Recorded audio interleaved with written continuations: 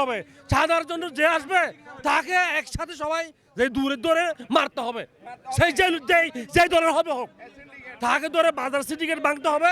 সরকারের যে বাণিজ্য মন্ত্রী আছে অর্থমন্ত্রী আছে এটা মনিটরিং করতে হবে। নাই রমজান আসলে দাম বাড়াই দিই। রমজান মাস হচ্ছে ইবাদতের মাস। এই ইবাদতের মাসকে ঘিরে অন্য দেশের ব্যবসায়ীরা পণ্যের মাল কিন্তু কমিয়ে দেন, কিন্তু বাংলাদেশে এসে তার ঠিক বিপরীত। বাংলাদেশের ব্যবসায়ীরা এই রমজান মাসকে 3 ভাগে ভাগ করে নেন। প্রথম 10 দিন নিত্য প্রয়োজনীয় ব্যবসায়ীরা, আর দ্বিতীয় 10 দিন কাপড় ব্যবসায়ীরা, আর তৃতীয় 10 দিন যারা নারীর টানে বাড়ি ফিরবেন যানবাহন শ্রমিকরা দ্বিগুণ ভাড়ায় বিক্রি করবেন টিকিট। এভাবে বাংলাদেশের ব্যবসায়ীরা সারা বছরের মুনাফা হিসেবে এই রমজান মাসে কিন্তু তারা আদায় করেন। চট্টগ্রাম নগরীর বিভিন্ন কাঁচাবাজার ঘুরে দেখা গেছে নিত্য প্রয়োজনীয় পণ্যের দাম হঠাৎ করে ঊর্ধ্বগতি দেখা দিয়েছে। বিশেষ করে চকবাজার কাঁচাবাজার, বদ্দারহাট কাঁচাবাজার এবং কর্ণফুলী কাঁচাবাজারে ক্রেতাদের মধ্যে বিরূপ প্রতিক্রিয়া লক্ষ্য করা গেছে।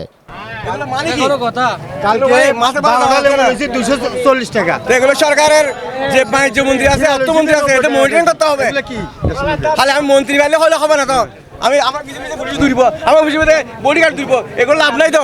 মাঝে পেটে ভাত থাকতে হবে, মাঝে পেটে ভাত থাকতে হবে। এটা বাজার ঘুরে দেখা যায় রমজানের আগে যেই লেবু জোড়া 20 টাকায় বিক্রি হয়েছে সেই লেবু এখন বিক্রি হচ্ছে প্রতি পিস 25 টাকায়, অর্থাৎ কয়েকদিনের ব্যবধানে দাম বেড়েছে কয়েক গুণ।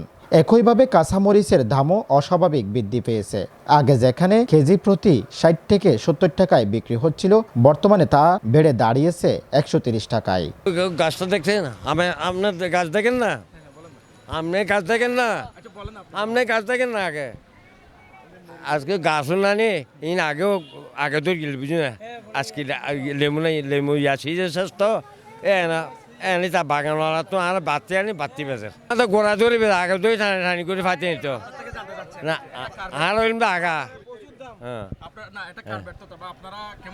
এই বাগানওয়ালা হিসেব করি তো এখন ফলন কম, তাহলে একটা 10 টাকা হইলে চলে, এখন একটা বলতেছে 25 টাকা, তাহলে এটা অনেক অনেক বাড়তি। হ্যাঁ, আনুপাতিক হারে নিতে পারে, কিছু পয়সা বেশি নিতে পারে, কিন্তু এত বেশি হওয়া উচিত ছিল না। বাজার দরটা নিয়ন্ত্রণ রাখতে হবে প্রতিটা ক্ষেত্রে, শুধু লেবুর বেলা না, এখানে তরকারি বলেন, মাছ বলেন, সব কিছু। এছাড়াও শসার দাম কেজি প্রতি 40 টাকা পর্যন্ত বৃদ্ধি পেয়েছে। মুরগির দামও কেজিতে 30 থেকে 40 টাকা পর্যন্ত বেড়েছে। হঠাৎ এমন মূল্যবৃদ্ধিতে সাধারণ ক্রেতারা চরম ভোগান্তিতে পড়েছেন। আমি বুঝতে পারবো না এখানে কীরকম খারাপ লাগে। বিশ্বাস করেন আমি অনেক দুঃখ করে বাজার করতেছি, মানে কীরকম প্রত্যেক জিনিস দাম বাড়াবাড়ি নেই, ইচ্ছে করে মনে হয় ভোর থেকে নিয়ে ফেলে কারি, এরকম মনে হয় প্রত্যেকটা জিনিস। আমার এখানে আমি সত্যি আমাকে দর্শন ঠিক আছে, আমি এখানে কম্পন করতেছি বাজার করতে। ওনারা স্টক করে এখন ওনারা গোডাউনে যাইয়ে দেখেন অনেক পাবেন, গোডাউন চেক করলে এখন অনেক পাবেন এগুলা। হ্যাঁ না আমরা এখন খাচ্ছি না, আমরা এখন 1 ডজন নিতাম, এখন নিচ্ছি আমরা 2টা নিচ্ছি। আমরা নিব না, আমরা খাবো না।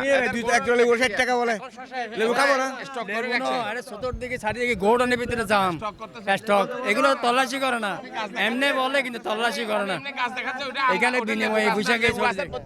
ক্রেতাদের অভিযোগ, রমজানকে কেন্দ্র করে এক শ্রেণীর অসাধু ব্যবসায়ী কৃত্রিম সংকট তৈরি করে দাম বাড়িয়ে দিচ্ছেন। অন্যদিকে বিক্রেতারা বলছেন পাইকারি বাজারে দাম বাড়ার কারণেই খুচরা পর্যায়ে এর প্রভাব পড়েছে। মাছ কম পড়তেছে, খাওয়ার লোক হইলে 50 জন, মাছ পড়তেছে 10 জনের।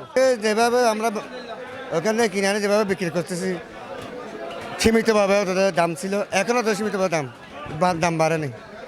অন্যদিকে বিক্রেতারা বলছেন পাইকারি বাজারে দাম বাড়ার কারণে খুচরা পর্যায়ে এর প্রভাব পড়েছে। সাধারণ মানুষ বলছেন বাজারে মনিটরিং জোরদার না করা হলে নিত্য প্রয়োজনীয় পণ্যের দাম আরো বেড়ে যেতে পারে। নাই রমজান আসলে দাম বাড়াই দিই, কিন্তু সরকার তো এখন বর্তমানে ধরো মনে করেন অনেক চিল্লাইতে আছে, কিন্তু তোমরা রমজান একটু মালামালের দরটা একটু কমাই দেন, একটু যারা রোজাদার আছে এরা একটু খাই, যদি সে আরাম পায় তাহলে একটা দোয়া করবে, দোয়ার জন্য আল্লাহ বরকত দেবে।